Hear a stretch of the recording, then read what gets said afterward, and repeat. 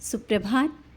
बाबा कहते हैं, मेरे प्यारे बच्चे, मैं जानता हूँ तुम्हारा मन बहुत साफ़ है और जिसको अपना कहते हो, जिसको कहते हो कि हाँ वो मेरे बहुत करीब है, उसके सामने अपना दिल खोल कर रख देते हो, कोई भी बात नहीं छिपाते हो। लेकिन कुछ लोग ऐसे हैं जो तुम्हारी इस भावना का गलत उपयोग कर रहे हैं। वो तुमसे तो बातें सब करते हैं और तुम्हारी बातें ले करके उन बातों को दूसरी जगह कह देते हैं, जिस कारण कई बार तुम्हें इन सब बातों का सामना भी करना पड़ा है।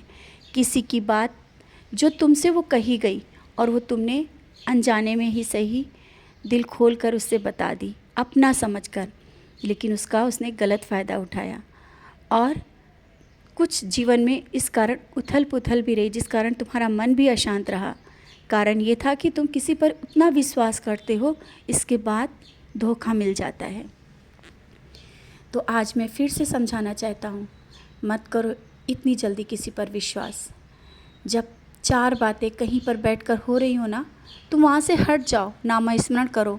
और अगर किसी ने कहा कि ये बात किसी से मत कहना, तो याद रखो, हमेशा याद रखो, कोई कितना भी अपना कहे, लेकिन उसकी बात उससे मत कहना, किसी से मत कहना। तुम्हारा विश्वास करके किसी ने अगर कुछ बातें कही हैं ना, बताई हैं ना, तो उस पर विश्वास रखना, उसकी बात पर। अगर उसने तुम पर विश्वास किया है तो उसके विश्वास को कभी टूटने मत देना। समझ गए हो ना? और अभी जो कुछ बातें हुई हैं उन बातों को भूल जाओ। अब आगे हमेशा याद रखना और ये सोचकर परेशान मत हो कि जो हो गया उन बातों को सोचकर तुम परेशान होते हो कि कोई तुम्हारा अपना नहीं है।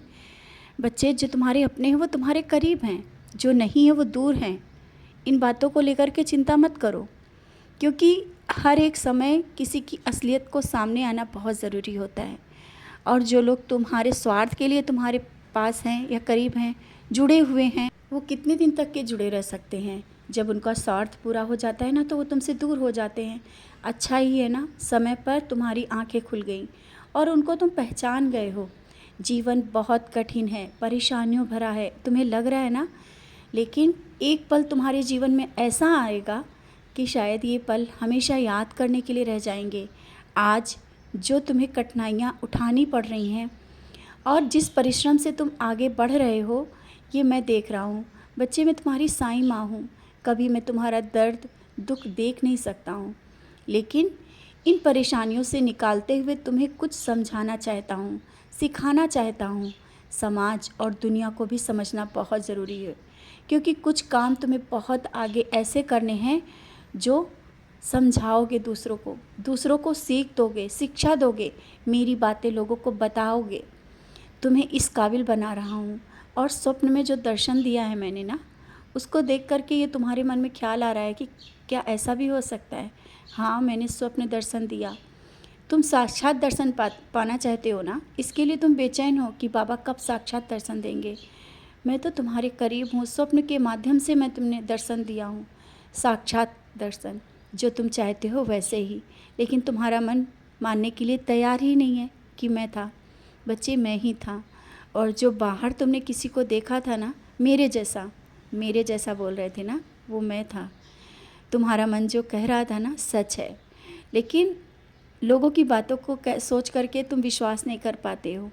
कोई बात नहीं, मैं जानता हूँ, दुनिया समाज सब कुछ बातें कहती है, इस कारण तुम्हारा मन भी भटक जाता है।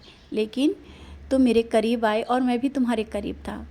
मैं जानता हूँ, तुम मुझे देख करके एक पल के लिए खुद को रोक नहीं पाए और तुम मेरे बहुत करीब आ गए थे। बच्चे, मैं तुम्हारा हूँ और तुम मेरे हो। कहीं भी जाओ, कहीं भी रहो, हर पल तुम्हारे साथ रहता हूँ। और आगे आने वाला जो पल है ना, खुशियों भरा है, बहुत ही खुशियाँ हैं तुम्हारे जीवन में, क्योंकि तुमने मेरी भक्ति की है, मेरी पूजा की है, मेरी सेवा की है। अब वो पल आ गया है जहाँ पर खुशियाँ होंगी, बहुत ही सारी खुशियाँ होंगी। खुश रहो और मुस्कुराते रहो।